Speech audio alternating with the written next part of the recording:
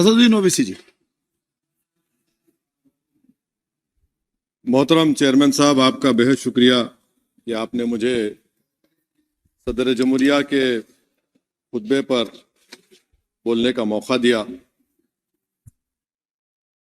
Sir, मैं हस्बे आदत और हस्बे रिवायत उसकी मुखालिफत में खड़ा हूं और सदर जमहूरिया के खुतबे को अगर आप देखेंगे सर, तो उसमें पूरे खुतबे में लफ्ज़ मुसलमान तो छोड़िए, लफ्ज़ अक़लियत भी इस्तेमाल नहीं हुआ है। और मैं बड़ी जिम्मेदारी के साथ आपके सामने अर्ज कर रहा हूं कि भारत में 14% मुसलमान जो आबादी के लिहाज से 17 करोड़ आते हैं, वो आज पिछले 10 साल में नरेंद्र मोदी की सरकार में अपने आप को एक गैर यकीनी कैफियत में पाते हैं। अपने सोचते हैं कि हमारी शनाख्त को खतरा है, हमारे वजूद को खतरा है। और मैं बड़ी जिम्मेदारी के साथ कह रहा हूं कि जज्बात में लाए बगैर कह रहा हूं कि आज 17 करोड़ मुसलमान अपने आप को ऐसा समझते हैं कि जिस जमाने में हिटलर के जमाने में यहूदी अपने आप को समझते थे। और उसकी मैं बताता हूं क्यों समझते हैं, बताता हूं आपको चंद मिनट में। सर, मिसाल के तौर पर आप देखिए, खुतबे सदारत के हिस्से तहरीर का 32वां पैराग्राफ, 32 पैराग्राफ में ड्रॉप आउट रेट का जिक्र हुआ, स्कूलों में इंदराज यानी एनरोलमेंट का जिक्र हुआ, एससीज का नाम लिया गया, एसटीज का नाम लिया गया, ओबीसीज का नाम लिया गया, लफ्ज अक़लियत का नाम नहीं लिया गया, मुसलमान तो छोड़िए। और सबसे ज्यादा ड्रॉप आउट इस मुल्क में अगर स्कूलों में है तो मुसलमानों में है। सबसे कम एनरोलमेंट अगर है तो मुसलमानों में, हायर एजुकेशन में। गवर्नमेंट का डेटा है सर कि मुसलमानों का जो स्टूडेंट ड्रॉप आउट है वो 14.42 से क्लास 1 से शुरू होता और वो क्लास 6 और 8 को पहुंचे अब तक वो 10.76 को पहुंचता है। ये गवर्नमेंट का डेटा है। यानी क्लास 1 से क्लास 6 से 8 तक ये हाल है।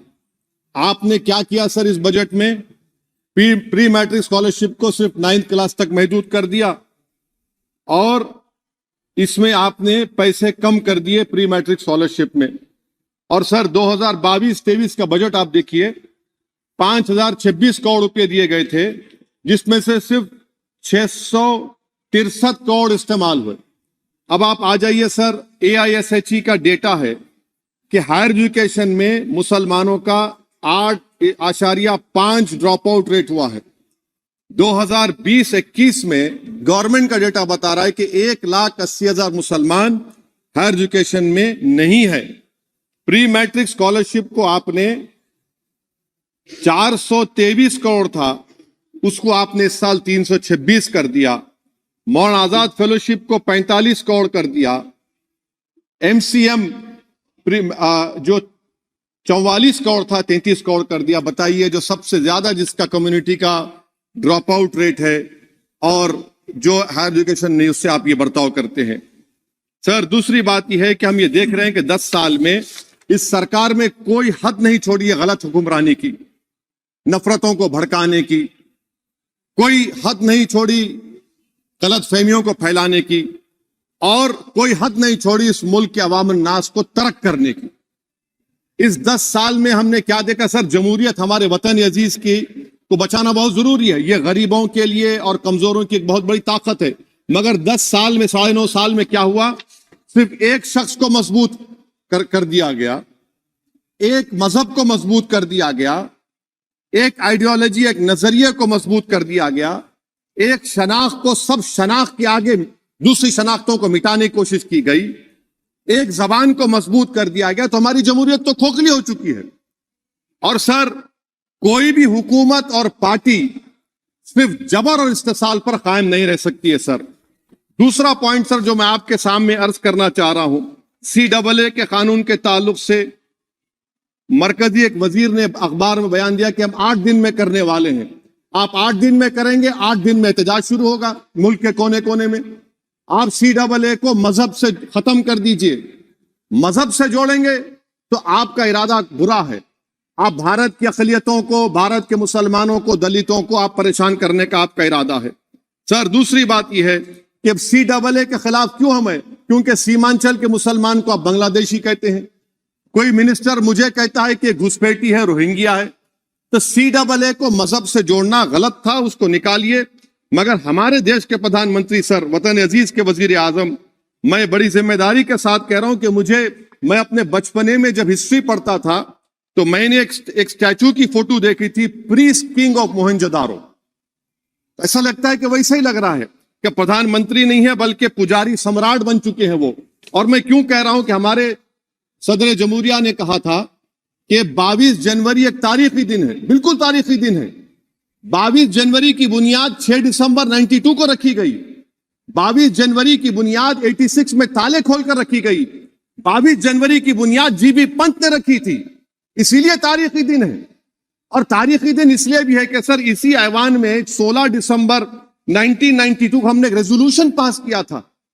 आप बताइए कि आज इस मुल्क में चाहे कोई सेकुलर पार्टी का हो या जो भी हो, वाले सब सेकुलर है, बुरा मैं हूं, किसी में हिम्मत नहीं है कि 6 दिसंबर की बात की जाए। और वो तारीखी दिन इसलिए भी है सर, इंसाफ करने वालों में एक NCLT के चेयरमैन, एक गवर्नर और एक नामजद शुदा रुकने पार्लियामेंट बैठे हुए थे। अब आप बताइए मेरे पास बचा क्या है? बचा यह है कि आर्टिकल 32 बचा है जिसको बाबा साहब अम्बेडकर ने दिया। आज मुल्क के 17 करोड़ मुसलमान भारत के वजीर आजम पर एतमाद भरोसा नहीं करते, बिल्कुल नहीं करते, बता रहा हूं, खुल के कह रहा हूं। अगर आप आर्टिकल 32 का ड्यू प्रोसेस ही खत्म कर देंगे तो फिर मेरे पास क्या बचेगा सर? क्या बचेगा? मैं तो यहां खड़े होकर वो सुप्रीम कोर्ट के मायानाज बेबाक वकील दुष्यंत दवे की तरह तो नहीं कह सकता। मुझे आज भी रूल ऑफ लॉ में भरोसा है, मुझे आज भी कानून पर, संविधान पर भरोसा है, मगर ड्यू प्रोसेस तो फॉलो होना चाहिए। ड्यू प्रोसेस फॉलो नहीं हो रहा। एक तारीखी दिन 22 जनवरी था, एक तारीखी दिन 31 जनवरी था। सर रात के अंधेरे में अपील किए बगैर आप आरे लेकर रास्ता खोल देते हैं। क्या पैगाम दे रहे हैं सर? 600 साल की मेहरौली की मस्जिद को बगैर को नोटिस दिए आपने डिमोलिश कर दिया। मैं जिम्मेदारी के साथ कह रहा हूं कि भारत के प्रधानमंत्री और उनकी सरकार भारत के मुसलमानों से उनकी शनाख्त को छीनना चाहते हैं। ख्वाजा अजमेरी के आस्थाने पर चादर बिछाइए, मगर आप जो चादर मुझसे छीनना चाह रहे हैं, मेरी मस्जिद है, आप हर मस्जिद को छीनना चाहते हैं। आप बताइए 17 करोड़ मुसलमानों को क्या पैगाम दे रहे हैं आप कि आप हर मस्जिद को छीन लेंगे मुझसे? फिर मेरा वजूद किस माने रखता है? मेरा शनाख्त क्या माने रखता है? रूल ऑफ लॉ क्या माने? अच्छा 1991 के प्लेसेस ऑफ वर्शिप एक्ट पर क्यों नहीं बोलते आप लोग? आप उस पर कायम है नहीं है। आप 500 साल की बात करते, मैं आपसे कहता हूं भाई 500 साल पे मत जाइए, बौद्ध पे जाइए, जैनिज्म पे जाइए, शैविज्म पे जाइए, कहां रुकेंगे? अरे इस देश को आजादी मिली 47 में, संविधान मिला हमको बाबा साहब अम्बेडकर का बराबरी का। उससे पहले तो राजा रजवाड़े थे, जमहूरियत नहीं थी, लोकतंत्र नहीं था, मगर आप उसको उस बारे में लेके जाते। अरे 500 साल आगे क्या होगा बताइए? आप किसी एक सिविलाइजेशन, सर अंग्रेजी में किसी ने कहा था, civilisation can not be rewritten by hatred, history can not be corrected by demolition. आप ये नहीं कर सकते।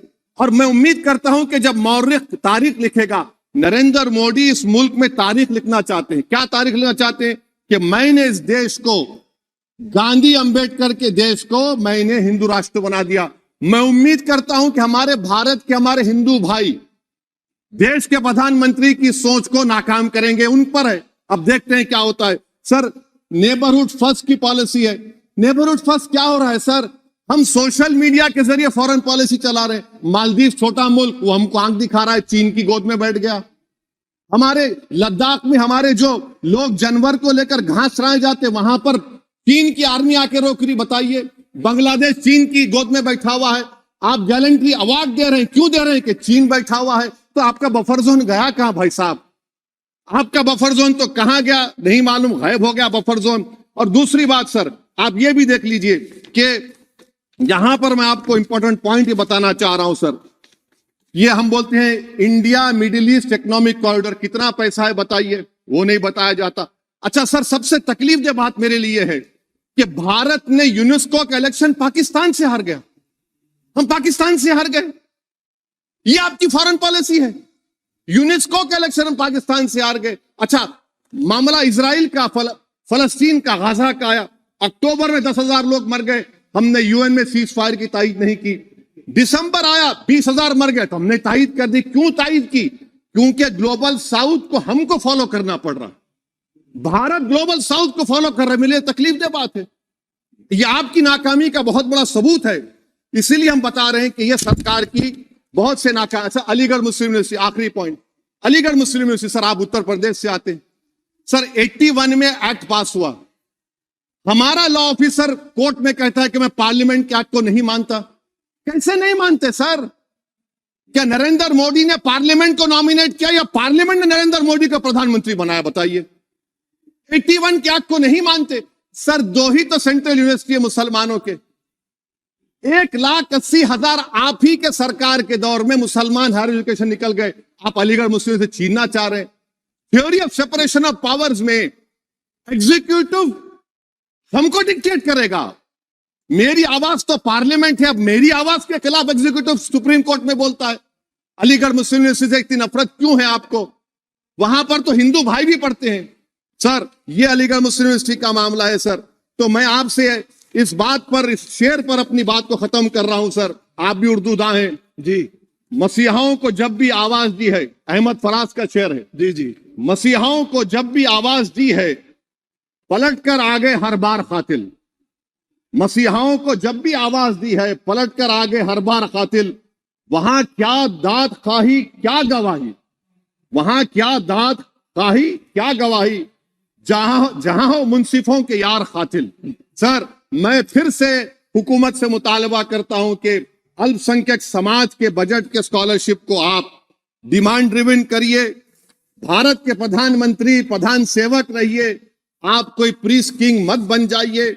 आप जीतेंगे, कौन जीतेंगे देश तय करेगा। मगर याद रखिए, 17 करोड़ मुसलमान आज गम और गुस्से में हैं और इस बात को महसूस कर रहे हैं, इस बात को महसूस कर रहे हैं कि प्रधानमंत्री को हम नोट नहीं दिए मगर हमारा प्रधानमंत्री है। आखिर ये प्रधानमंत्री 17 करोड़ मुसलमानों की उनकी शनाख्त को कैसे मिटा रहे हैं, कैसे उनको आप मार्जिनलाइज कर रहे हैं। इसीलिए सर, मैं उम्मीद करता हूं कि हमारे सेकुलरिज्म जो है वो, मैं पॉलिटिकल सेकुलरिज्म कभी नहीं माना, जो सेकुलरिज्म संविधान में लिखा गया उसकी हिफाजत करेंगे। मुल्क अहम है।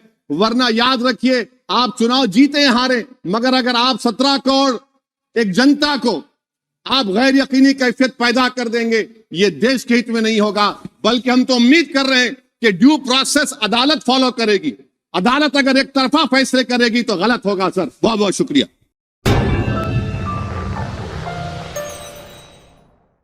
Germanton super speciality hospital, doctor Mir Jawad Zar Khan, senior experienced orthopaedic surgeon, bone fracture, joint replacement, hip replacement और स्पाइन सर्जरी कामयाबी से अंजाम दे रहे हैं। इसके अलावा neuro surgery, cardiology, gynaecology, dental, general medicine, dialysis और फिजियोथेरेपी जैसे शोबाजात में इंतहाई कामयाबी के साथ वाजिबी फीस में इलाज किया जा रहा है। शेयरिंग और प्राइवेट रूम्स, अस्पताल में 24 घंटे MRI, CT scan, 2D digital x ray, ultrasound, operation theatre, ICU और लैब की सहूलत दस्तयाब है। आपकी उम्मीदों के ऐन मुताबिक Germanton super speciality hospital, pillar number 150, Attapur, Hyderabad.